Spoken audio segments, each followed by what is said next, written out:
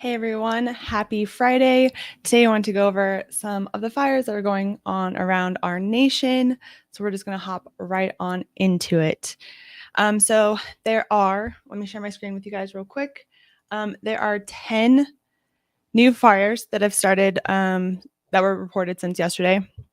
And if you guys are interested, I'm looking at the National Interagency Fire Center, of course. And we're still at a preparedness level 3. You guys know a national preparedness level of 3, which you guys already know. So there were 3 in Washington, 2 each in Montana, 2 in Oregon, and 2 in Texas, and 1 in Idaho. So there are currently 70 large fires going on in complexes that burned nearly 1.5 million acres in 14 different states. So there's a lot of action going on around the nation. There are more than 11,000 wildland firefighters and support personnel that are assigned to incidences across the country. So, of course, there's tons of people out and about doing things right now. So make sure you guys are liking and subscribing because I know a lot of you are out on fires, but when you come back, do the YouTube-y things, like, subscribe, share, all that jazz. So anyways, make sure you guys are also, of course, following me on Instagram. I'm posting all kinds of fire information over there all the time. Sometimes memes, sometimes funny stuff, sometimes educational stuff. So make sure you guys are going over there. Another thing that we are going to look at today that we haven't looked at before is the Predictive Services staff at the National Interagency Coordination Center has released the Significant Wildland Fire Potential Outlook for August, September, October, and November. So let's actually just go right on over and check that out. Let's see.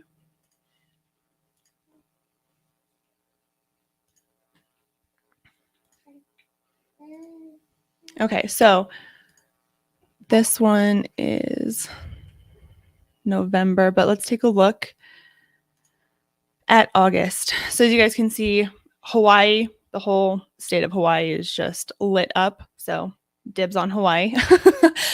California, Oregon, parts of Washington, the northern part of Idaho, and southern Montana.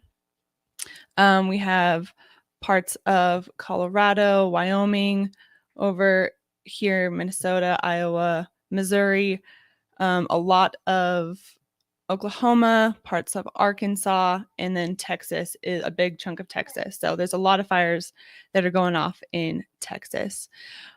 But now let's take a look at September. So it's kind of about the same. A lot more of Idaho has lit up, and then less of Minnesota and Iowa that got taken off. So, and it's kind of moved over more into Tennessee and parts of Mississippi. So there's a lot going on. And this is Significant Wildland Fire Potential Outlook. So this is just like a red flag to people in those areas to be like, hey, it should be popping off. You're going to be busy. So that's just kind of what this is for. And then, of course, down in October, the South is really is more active. It's predicted to be more active. And then all of this Idaho, all this kind of went away, this northern part of the country, northwestern part of the country. And then, of course, October is just the South. Okay, so that is what I wanted to kind of go over for that. And if you guys are having any questions or comments, please make sure that you are leaving them and we will get to them towards the end. I did want to go and kind of look at some of these fires. And then, of course, I wanted to go back to the Oakfire and the Moose Fire, I think was the 2 that I wanted to go back over because it just kind of see like at least how much they have grown, and then also what the containment like, and then also how much money they are costing, because I think they have gone up quite a bit. So actually, let's just go right over to the Oakfire because I'm interested. So Oakfire was in California. It was updated 26 minutes ago. It's over 19,000 acres. It's 90% contained though, which is awesome. So this is NC Webb, of course, and it kind of tells you all the information, the fuels, how many people are on it, expected weather, all that jazz. But I want to go over to the sit report and we'll take a look. So here's Oakfire, 19,000 acres. It's on here. It's 88% contained. So of course, NC Webb is more up to date than this one is. They're expected it to be all buttoned up tomorrow. I'm not sure if that's going to be the case since it's still only 90% contained, but we'll see. And then we'll come back on Monday and take a look at it. But I did want to look at the cost. It is $76 million. So I think that's the highest fire that I have seen on here. So you guys can go through and let me know if you've seen a higher cost. But 76 mil, that's pretty steep. So kind of crazy. Let's go over to, so like I said, I kind of wanted to go over and let's look at Texas. Yeah, you guys can see that. Okay, cool. So Texas, and the new starts are obviously indicated by the asterisk. So we have the Las Brisas fire, the Poke 4613, and you can't click on these ones. So they're not in NC Webb, I'm guessing. I don't know if it's because they are almost contained or they're just so new that they're not on there yet. Not sure. So those are the two new starts that were in Texas. Oregon has got quite a few going on. We have the Cedar Creek. Yep, so that's 0% contained. And then we have the Wendigo fire was pretty big. Oh no, it's actually not as big as I thought it was.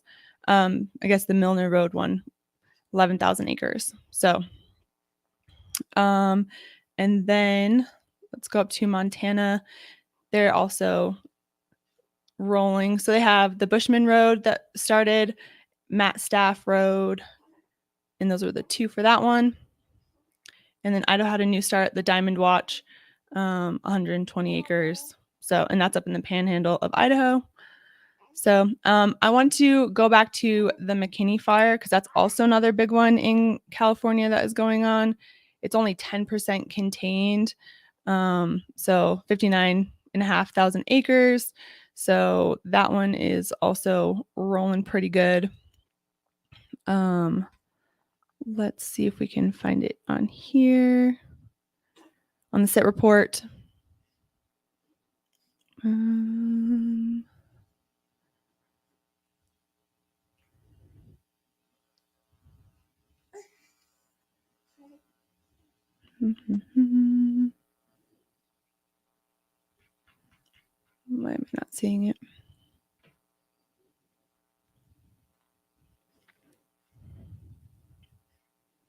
Okay, there we go. Mckinney Fire. So they're expecting it to be buttoned up on the 30th of August. We will see there's 2,604 total personnel. And it is $12.5 million so far. And I know quite a few people are in that one as well, that I know personally that are out on that fire. So I know that one is rolling pretty well. So anyways, let's go back here. And yeah, so I think those were all the fires that I wanted to go over today. If you guys have any comments, questions, let me know. Let's see. We have a comment.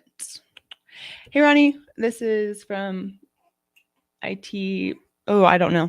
Hey, Ronnie, I'm on a privatized REM team in Colorado, really hoping to get deployed soon. So far, only been to New Mexico this season. What are your predictions for the next state to pull big resources? So awesome. I'm glad you're in Colorado. Welcome, or hello, fellow Coloradan. I'm an implant.